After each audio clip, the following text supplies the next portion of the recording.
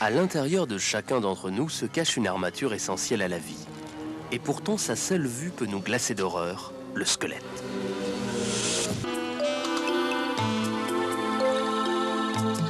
Le squelette supporte le corps, constitue le point d'ancrage des muscles et forme une charpente solide qui protège les organes vitaux. Il permet le mouvement, l'alimentation, la procréation, en un mot, la vie. Colonne vertébrale, rigide et cependant capable d'une grande souplesse, soutient l'ensemble du corps. Les os des membres structurent le mouvement, la cage thoracique protège le cœur et les poumons, et la boîte crânienne contient le cerveau et les organes sensitifs. Ce type d'ossature décrit ce qui est pour nous le plus intéressant des squelettes, le nôtre. À la naissance, le squelette du bébé comporte plus de 300 os qui vont se souder progressivement, de sorte qu'il n'en restera plus que 206 chez l'homme et la femme adulte. Pour l'homme, cette position est un mode de vie. Nous avons une épine dorsale destinée à l'origine à un animal quadrupède. En adoptant la station debout, notre colonne vertébrale s'est légèrement incurvée en forme de S, ce qui permet à l'ensemble du corps d'être bien équilibré au-dessus des jambes et des pieds. Le poids repose donc sur le fémur et le tibia, qui sont les os les plus grands et les plus solides du corps humain. Leur qualité, ressort et robustesse.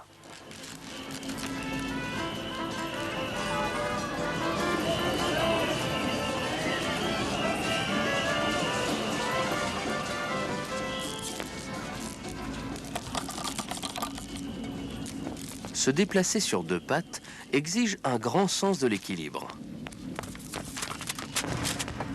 Le squelette humain est parfaitement adapté à cette position.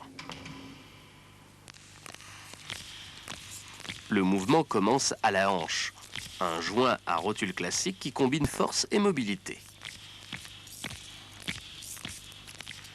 Plus bas, le genou agit comme une charnière, permettant à la partie inférieure de la jambe d'avancer ou de reculer. Enfin, la cheville et le talon inclinent le pied vers le bas pour reprendre de l'élan à partir du sol. Les hanches, les genoux et les chevilles fonctionnent en parfaite harmonie, mus par les muscles et commandés par le cerveau. Il faut un bon chef d'orchestre pour tirer les ficelles.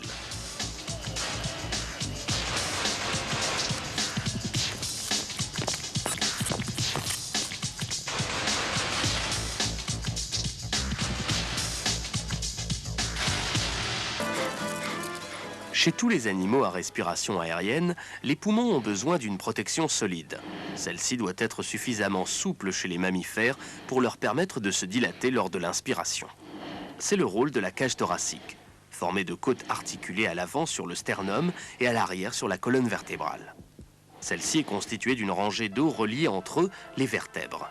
Leur nombre est très variable d'une espèce à l'autre. La grenouille en possède 9 et certains serpents en ont jusqu'à 400. À une extrémité, la queue, chez les animaux qui en possèdent une. À l'autre, les vertèbres cervicales, situées sous la base du crâne qui permettent de pivoter la tête verticalement et latéralement.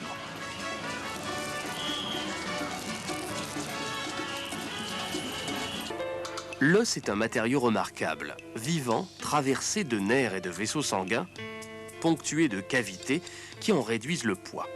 Certains os contiennent de la moelle qui fabrique les cellules du sang, et tout stocke des sels minéraux, nécessaires au corps sans lesquels le squelette plierait comme du caoutchouc. Et lorsqu'un os est brisé, il a l'extraordinaire propriété de se ressouder, bien que parfois il ait besoin d'un peu d'aide.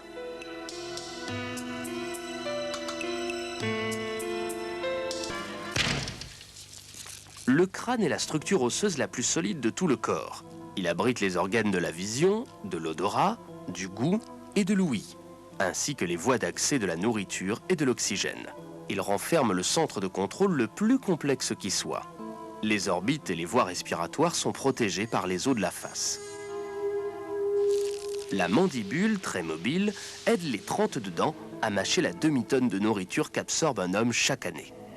Chez l'homme, la nageoire primitive est devenue le bras et la main, l'outil le plus complet et le plus sophistiqué du monde. Un système de levier articulé terminé par des pinces, les doigts, qui nous permettent d'accomplir un nombre de tâches bien supérieur à n'importe quel outil mécanique. La main nous transmet le savoir, nous enseigne le passé et la connaissance de nous-mêmes. La main qui peint, sculpte et célèbre la vie,